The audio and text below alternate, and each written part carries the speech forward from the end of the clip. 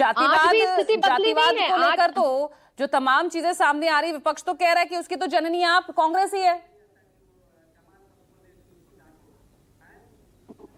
मैं समझती हूँ कि पूरी तरीके से देश को शर्मसार करने वाली घटना है जो जातिवाद का जहर बोया जा रहा है भारतीय जनता पार्टी के द्वारा। इसीलिए आज भारतीय जनता पार्टी का प्रवक्ता भी नहीं बैठा है, क्योंकि वो कहेगा क्या?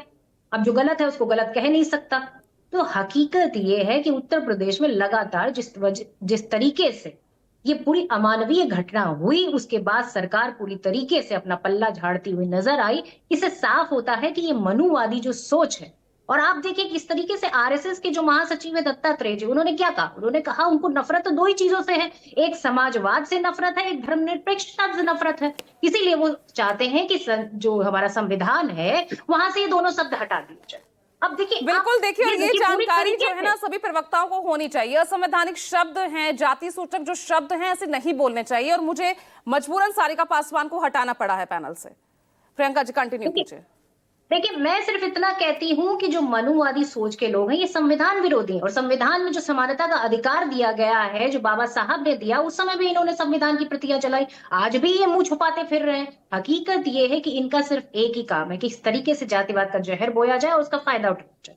पर ये अब इस तरीके से, जिस तरीके से पूरे देश में ये बात फैली है, पूरे देश के लिए शर्मसार करने वाला है। और सबसे बड़ी बात यह है कि जो भी कुछ हुआ वो आज पूरी तरीके से कैमरे के द्वारा देखा जा सकता है। और सिर्फ यही नहीं, ये पहली बार नहीं हो रहा है। आप घोड़ी चढ़िए तो आपको नहीं चढ़ने देंगे, आप मूछे रखिए तो आपको मूछ नहीं रखने देंगे, आप अगर कुएं से पानी पीना चाहें तो आपको पानी नहीं पीने देंगे, और अगर आप खाना बनाएंगे जो यूपी में होता है सौरभ दुबे जी, आपको इसकी जानकारी नहीं है क्या? ये कहानी, ये असली कहानी है। जिस बराबरी के हक के लिए राहुल गांधी जी लड़ रहे हैं, ये वही लेकिन आज भी हमारे घर के सामने से बाकायदे जो है बारात निकल करके जाती है और हम लोग भी शामिल होते हैं, हम लोग भी उनके भोजन में शामिल होते हैं। के ही यूपी के आंकड़े सौरभ दुबे, अब लेट उनको अपनी बात पूरी करने दीजिए और आपका ये डाउट भी मैं क्लियर कर दूंगी। हाँ प्रियंका जी प्लीज कंटिन्यू। मैं सिर्फ पूछना चाहती हूँ कि क्या वो देश का नागरिक नहीं है? जब वही यादव, वही दलित जाकर सेना में भर्ती होता है और देश के लिए बॉर्डर पे गोली खाता है, तब तो पूरा मोहल्ला इकट्ठा होता है। फिर ये कथा सुनने में क्या दिक्कत थी? और आपको नहीं भी सुननी थी तो आप उसको जाने देते। उसके साथ ये अमानवीय कृत्य करने की क्या जरूरत थी? उस पर मूत्र छिड़कना, उसके बाल मुड़वाना, उसकी नाक रगड़वाना, उसको पूरी तरीके से ह्यूमिलिएट करना, ये अधिकार आपको दिया किसने? ये उत्तर प्रदेश में और मध्य प्रदेश में लगातार बढ़ती हुई घटनाएं हैं, क्योंकि ये भारतीय जनता पार्टी को खुश करने वाली नीतियां हैं। लेकिन सरकार की तरफ से दोनों ही राज्यों में कहा जाता है भाई कन्विक्शन रेट हाई है, हम कार्रवाई इन मामलों के खिलाफ करते हैं। अरे भाई कार्रवाई करिए, आप कार्रवाई करने से तो किसी ने नहीं रोका ना।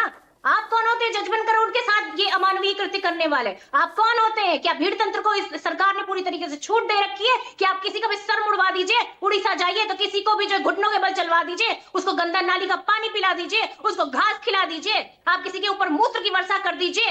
ये हक किसने दिया आपको? कौन है आप लोग? इस देश में रहने वाले नागरिक को संविधान ने हक दिया है, और ये संविधान बचाने का बेड़ा उठाया है कांग्रेस पार्टी ने और राहुल गांधी जी ने। बदल के दिखाइए आप संविधान। यही तो कह रहे हैं, यही कह रहे हैं ना तमाम बीजेपी, यही तो कह रही है कि आपको ये पॉलिटिक्स सूट करती है। अरे भाई लगातार आप इस मुद्दे को एक राजनीतिक रंग दे रहे हैं। कार्रवाई तो की गई है सरकार की तरफ से। भाई अरे पॉलिटिक्स कर कौन रहा है? आप बताइए, बीजेपी का प्रवक्ता क्यों नहीं बैठा आज इसकी सफाई देने के लिए? उत्तर प्रदेश में किसकी सरकार है? अगर वहां गोलियां चलती हैं वो जिम्मेदारी किसकी है? प्रशासन क्यों वहां? जवाब दीजिए सौरभ दुबे। देखिए सबसे पहले दुबे जी बताएंगे। दुबे जी तो अरे इनको दे दीजिए, एक कमल छाप पोस्टर दे दीजिए, पीछे लगा ले। प्रियंका जी आपको प्रियंका जी पर्सनली मेरे साथ आपत्ति है क्या? भाषा की मर्यादा बनाए रखिए। देखिए सभी सम्मानित प्रवक्ता हैं हमारे पास इस वक्त पैनल में। महिला है, शालीनता दिखाइए। मैं कुछ शब्दों का प्रयोग करूंगा, अच्छा नहीं, व्यक्तिगत टिप्पणी आप नहीं कर सकते किसी। देखिए समाजवादी पार्टी के प्रवक्ता जब कह रहे थे मोहम्मद तारिक साहब, ठीक है प्रियंका जी, तो मोहम्मद तारिक साहब को मैं बता दूं कि जो जनेश्वर मिश्र है, क्या उनके विचारों को भी कभी उन्होंने पढ़ा है या नहीं पढ़ा है? क्योंकि वो जन्मदाता समाजवादी पार्टी के, पहली बात। दूसरी बात, उन्होंने कहा कि ओबीसी की नौकरियां छीनी जाएंगी। अभी जो पुलिस भर्ती हुई, बाकायदे सर्टिफिकेट बांटा गृह मंत्री जी ने, यहां से जाकर के मुख्यमंत्री ने वहां पे, उसमें 12,937 जनरल की पोस्टिंग हुई और 32,052, लगभग 2.5 गुना ज्यादा जो पिछड़े समाज के हमारे भाई लोग आते हैं उनकी वो भर्तियों में शामिल हुए। तो ये जो आपका तार्किक रूप से तारिक साहब का जवाब था, ये सौरभ दुबे, अगर सब कुछ इतना बराबरी का और अपराध के खिलाफ इतनी कार्रवाई होती है, सबको बराबरी का, पीड़ित हो, वंचित हो, दलित हो, अगर उनको इतना सम्मान की तरफ से सरकार देखती है तो ये मामले भी तो कम होने चाहिए ना। ऐसा तो है नहीं कि आपकी सरकार आने के बाद ये मामले कम हुए हो। पिछड़े दलितों के खिलाफ जो अत्याचार है लगातार वो मामले बढ़े हैं। देखिए, मैं बार बार कह रहा हूं कि इसमें जो राजनीतिक पार्टियां हैं वो जानबूझ करके इस तरह का प्रकरण बनाने की कोशिश करती हैं। जैसे समाजवादी पार्टी अभी ये मुगल को खींच करके ले आए, इनको मुगलों से बहुत प्यार होगा, लेकिन इस देश का बच्चा बच्चा जानता है कि मुगल आक्रमणकारी थे। और रही बात प्रियंका जी जो कह रही हैं, देखिए जन्मदाता कौन है?